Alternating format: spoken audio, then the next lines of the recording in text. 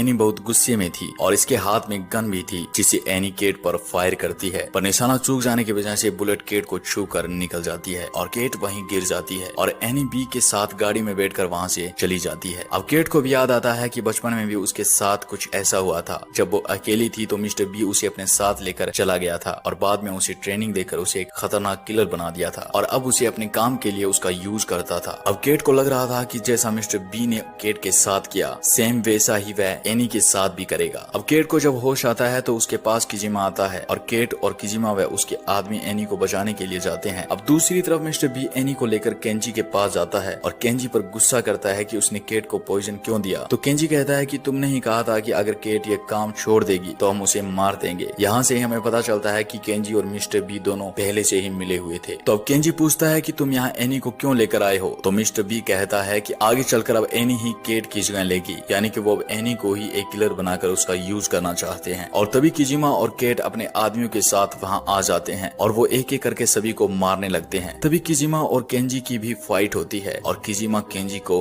खत्म कर देता है। अब इसके आगे मिस्टर बी और केट की फाइट होती है और मिस्टर बी जब हारने वाला था तो वह एनी पर गन पॉइंट करता है और एनी को मारने की धमकी देता है। तभी केट मिस्टर बी को शूट कर देती है और मिस्टर बी